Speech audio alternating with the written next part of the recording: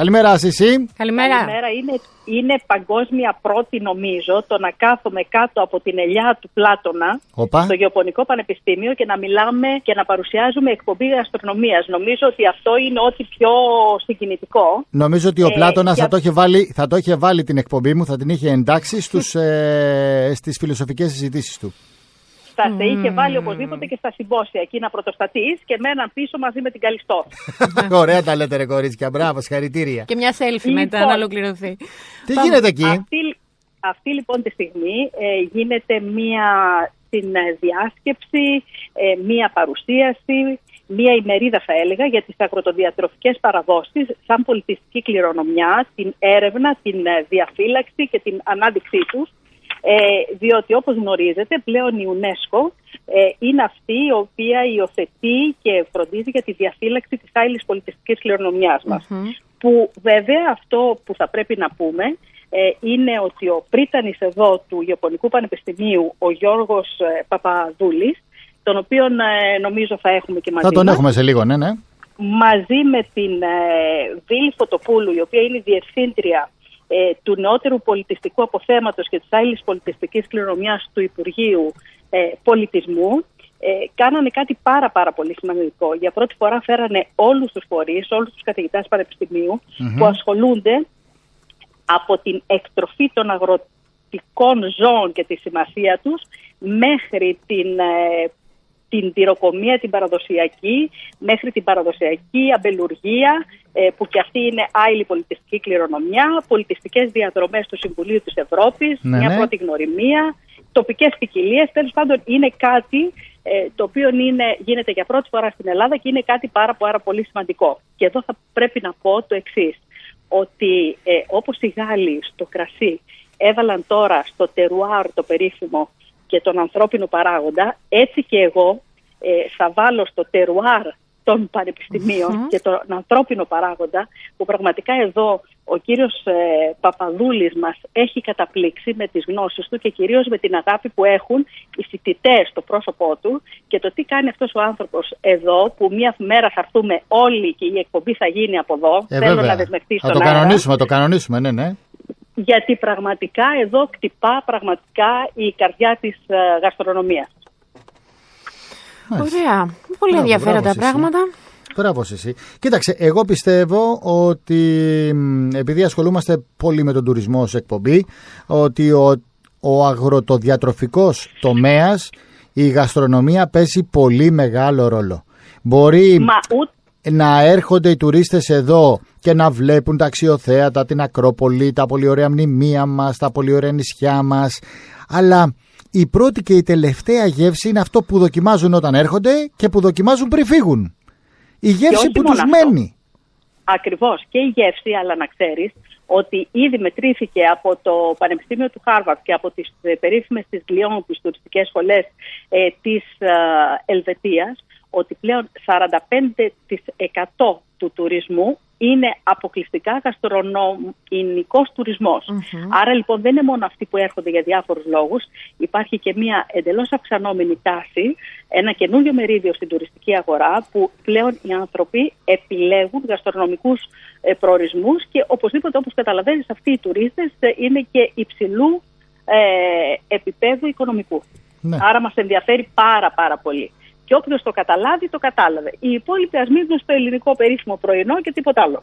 Αρκεί να υπάρχουν και οι φορείς από πίσω που θα το υποστηρίξουν, να γίνει δηλαδή όσο πιο οργανωμένα γίνεται, γιατί είναι από τα πράγματα που οφείλουμε να τα παρουσιάσουμε και με τον σωστό τρόπο. Βέβαια. Θα το δούμε. Μα τώρα για πρώτη φορά, γι' αυτό το τονίζω τόσο πολύ, πρώτη φορά το Υπουργείο Πολιτισμού ασχολείται με αυτό το πράγμα. Και δεν μιλάω μόνο το τουριστικό κομμάτι, εννοώ για την υιοθέτηση και την στοιχειοποίηση της άειλης πολιτιστικής μας κληρονομιάς. Ναι, μα έτσι είναι. Η άειλη πολιτιστική κληρονομιά είναι πρώτα μέσω του Υπουργείου Πολιτισμού, αλλά επειδή έχουμε να κάνουμε με τον αγροτοδιατροφικό τομέα, είναι και το Υπουργείο Αγροτικής Ανάπτυξης μέσα.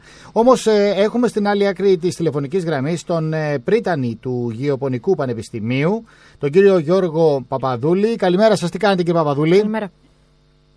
Γεια σας. Μιλάμε και με τη Σύση Νίκα, την οποία την έχουμε στην άλλη άκρη της τηλεφωνικής γραμμής.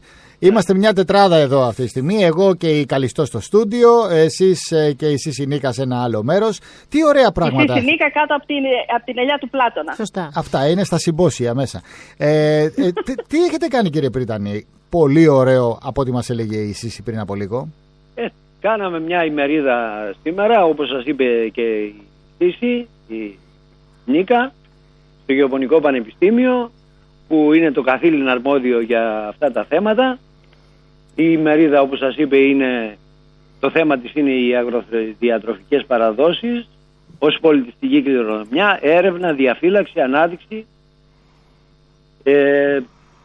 Και αυτό το κάναμε γιατί πριν από ένα χρόνο το Υπουργείο Πολιτισμού και Αθλητισμού και το Γεωπονικό Πανεπιστήμιο Αθηνών υπέγραψαν ένα πρωτόκολλο διμερούς συνεργασίας με σκοπό να εξετάσουν δυνατότητες διμερούς συνεργασίας, καθώς επίσης και τις πρωτοβουλίες που θα ληφθούν με σκοπό την προβολή του αγροδιατροφικού πολιτισμού και εν γέννη του αγροτικού χώρου της Ελλάδας ως άειλης πολιτικής κληρονομιάς. Ναι. Θα ήθελα εδώ να προσθέσω το εξής. Η άειλη πολιτική κληρονομιά, σύμφωνα με τη Σύμβαση για την Προστασία της άειλης πολιτικής κληρονομιάς της UNESCO, περιλαμβάνει μεταξύ των άλλων προφορικές παραδόσεις και εκφράσεις, επιτελεστικές τέχνες, κοινωνικές πρακτικές, τελετουργίες και εορταστικές εκδηλώσεις, γνώσεις και πρακτικές που αφορούν τη φύση και το σύμπαν, τεχνογνωσία που συνδέεται με την παραδοσιακή τη χειροτεχνία. Εδώ θα ήθελα να σας πω ότι το Γεωπονικό Πανεπιστήμιο ασχολείται με την πρωτογενή, δευτερογενή και τριτογενή παραγωγή που αφορά τον αγροδιατροφικό τομέα και τη γεωργία γενικότερα. Σε ποιο επίπεδο βρισκόμαστε όσον αφορά το Πανεπιστήμιο? Διότι μια χώρα που είναι κατεξοχήν γεωργική και με πολύ καλά προϊόντα, και πιστεύω ότι εκεί θα πρέπει να είναι το συγκριτικό πλεονέκτημα της χώρας, διότι δεν είμαστε μια τεράστια χώρα σε έκταση, δεν μπορούμε να συγκριθούμε την Ισπανία ή τη Γαλλία για παράδειγμα, ή την Ιταλία ακόμα αν θέλετε, αλλά μπορούμε σε αυτές τις μικρότερες νομές που έχουμε, αφήνουμε έξω τον Κάμπο που είναι μεγάλες εκτάσεις ή τη Μακεδονία ενδεχομένως, αλλά η υπόλοιπη χώρα έχει μικρότερες νομές. Εκεί θα πρέπει να εστιάσουμε στην ποιότητα. Λιγότερα αλλά καλύτερα προϊόντα. Πού πηγαίνουμε, κύριε Πρίτανη? Συμφωνώ απόλυτα μαζί σας. Ο μέσος κλήρος της χώρας είναι γύρω στα 40 με 42 στρέμματα. Πρέπει να εστιάσουμε στην ποιότητα και να μειώσουμε και το κόστος παραγωγής. Που αυτό, για να το συζητήσουμε πώς θα μειωθεί το κόστος παραγωγής, πρέπει να κάνουμε ολόκληρη ημερίδα. Το μόνο που θα σας πω ότι για 1 ευρώ παραγωγής η προστιθέμενη αξία του προϊόντος στη χώρα μας είναι 0,4 ευρώ, όταν αντίστοιχες χώρες που αναφέρατε, Ιταλία, Πορτογαλία και Ισπανία, είναι από 1 έως 1,5 ευρώ. Οπότε μπορούμε εδώ, έχουμε τεράστιες δυνατότητες ανάπτυξης, είμαστε σε πολύ καλό δρόμο. Το πανεπιστήμιο, τουλάχιστον το δικό μας το Γεωπονικό Πανεπιστήμιο, παράγει επιστήμονες με την τελευταία λέξη της επιστήμης, δηλαδή επιστήμονες άρτια καταρτισμένους όσον αφορά και την φυτική παραγωγή και την ζωική παραγωγή. Εδώ θα ήθελα να κάνω μια παρένθεση. Η Ελλάδα έχει τεράστιες δυνατότητες ανάπτυξης των μικρών μυρικαστικών. Όταν λέω μικρά μυρικαστικά εννοώ εγωπρόβατα, εκτατική όμως κτηνοτροφία και όχι ενσταυλισμένη. Ενσταυλισμένη έχουμε καλή. Επιμένω στην εκτατική κτηνοτροφία. Μάλιστα. Υπάρχει κάποια... Πες τον κύριο Παπαδούλη. Όχι, πες το εσύ, μας ακούει. Με τα κοκκίνικα, τα πρόβατα που σου έλεγα για την Κάριστο, ναι. Να δεις ότι είναι ράτσα, σπάνια και όλα τα σχετικά. Τα ακούει ο κύριος Παπαδούλης αυτά που λες? Δεν χρειάζεται να τα πω εγώ. Ναι, ακούω. Είναι η Σύση, είναι? Ναι, βέβαια. Λοιπόν, το πανεπιστήμιο μας έχουμε σχεδόν όλες τις φυλές προβάτων και άλλων μυρικαστικών που υπάρχουν στη χώρα μας και βεβαίως και γίνονται επιστημονικές έρευνες για τη βελτίωση αυτών των φυλών όσον αφορά τη γαλακτοπαραγωγή, άλλες φυλές είναι για κρέατοπαραγωγή κτλ. Αυτό για τη φυλή αυτή, την οποία εγώ ως προερχόμενος από τη φυτική παραγωγή, περισσότερο θα μπορούσε να σας πει ο πρόεδρος τμήματος ο κύριος Μπιζέλης, όπως είπαμε και προηγουμένως. Εσείς πόσο πιστεύετε ότι ο αγροτοδιατροφικός τομέας, κύριε Παπαδούλη, συνδέεται εντάξει με τον πολιτισμό, το είπαμε, άλλη πολιτιστική κληρονομιά, αλλά με τον τουρισμό? Εγώ έχω πει ότι η πρώτη και η τελευταία γεύση που μένει σε έναν επισκέπτη της χώρας μας είναι το τι θα φάει. Άμεσα συνδέεται με τον τουρισμό, τον αγροτουρισμό, δεν το συζητάμε. Είναι άμεσα συνδεδεμένοι.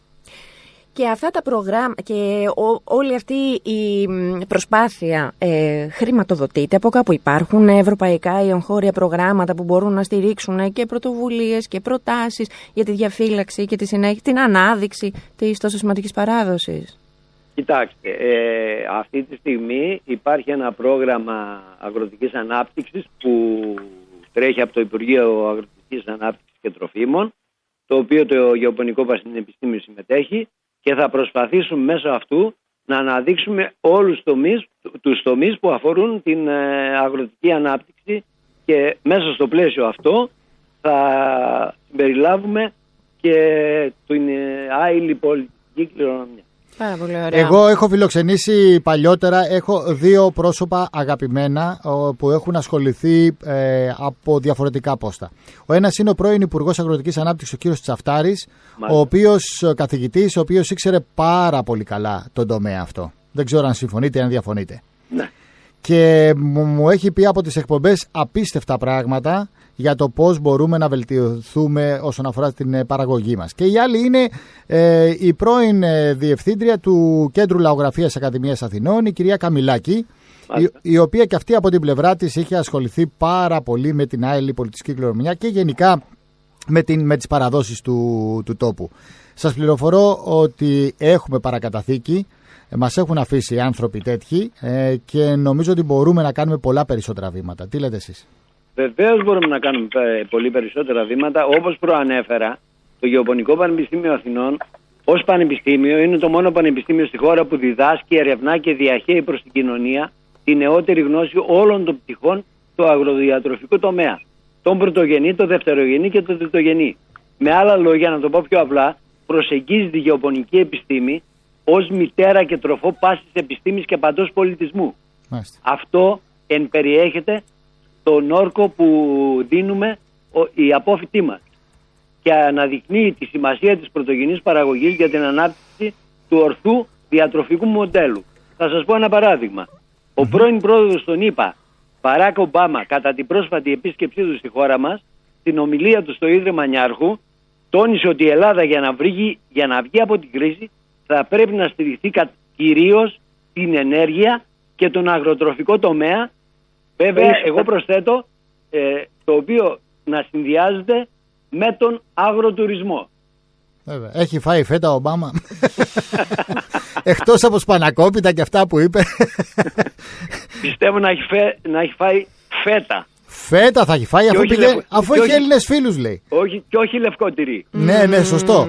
Αν και το λευκό τυρί, έτσι όπως παρουσιάζεται, είναι το κατσικίσιο τυρί. Εμείς έτσι όπως το λέμε εδώ πέρα, το χλωρό τυρί, η μοτσαρέλα που λένε οι Ιταλοί, είναι το κατσικίσιο τυρί. Όχι. Ναι, είναι άλλη ποικιλία. Άλλο είναι η φέτα, άλλο είναι το λευκό τυρί. Ναι, η φέτα είναι ανάμεικτο. Δηλαδή είναι και εγωπρόβιο και. Όχι, συγγνώμη, είναι εγωπρόβιο. Λευκό τυρί μπορεί να βγει και από γελαδινό γάλα. Α, ναι, μπορεί να βγει και από. Ναι, σωστό, έχετε δίκιο. Μάλιστα, κύριε Πρίτανη, να σας ευχαριστήσουμε πάρα πολύ. Θα έχουμε την ευκαιρία να τα ξαναπούμε. Πολύ ενδιαφέροντα όσα συζητάμε. Εμείς σας στηρίζουμε. Η εκπομπή είναι πάντα ανοιχτή σε οτιδήποτε χρειαστείτε. Υιοθετούμε με 2 λόγια το Γεωπονικό Πανεπιστήμιο, παιδί μου. Το υιοθετούμε, τελειώσαμε. Βέβαια, το υιοθετήσαμε. Έχει και ωραίες αγελαδίτσες εδώ, έχει διάφορα. Κάτσε εσύ. Κάτω από την ελιά, εσύ και άσε τις αγελάδες τώρα. Εγώ σας ευχαριστώ πολύ. Σε ευχαριστούμε και εσένα. Θα πούμε. Παιδί μου, συνταγή θα πούμε. Α, ναι, θα πούμε και συνταγή, έλα. Ναι. Όπως είσαι με μουσική υπόκρουση. Πάμε. Έχει ελιά η συνταγή, εσύ, έχει ελιά. Η συνταγή έχει τα καθεαυτού μεσογειακά είδη. Δηλαδή έχει μελιτζάνα, έχει λάδι, έχει ντομάτα, έχει τυρί και το ζυμαρικό.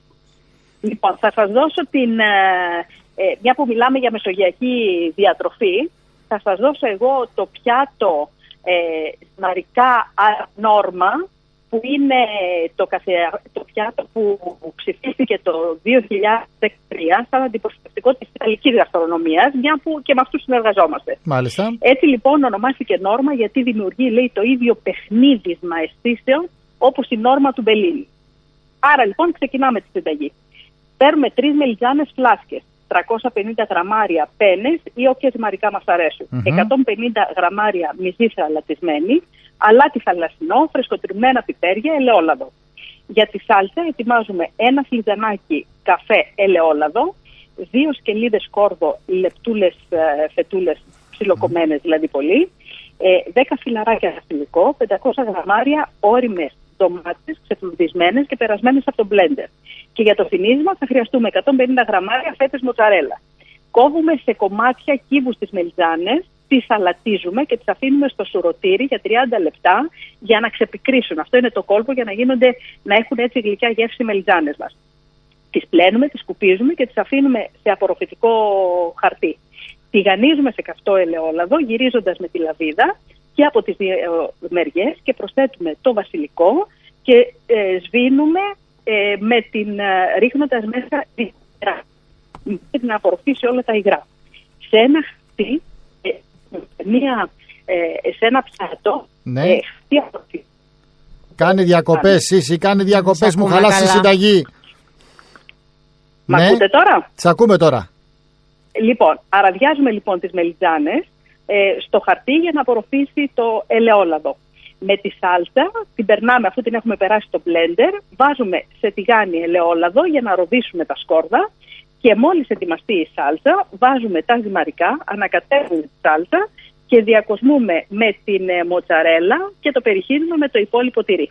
Καλή μας όρεξη, να είμαστε καλά. Μπράβο, ρε, Σύση. Και καλά να περνάτε. Να είσαι καλά, Σύση μου, κάτσε κάτω από την ελιά όσο μπορείς παραπάνω.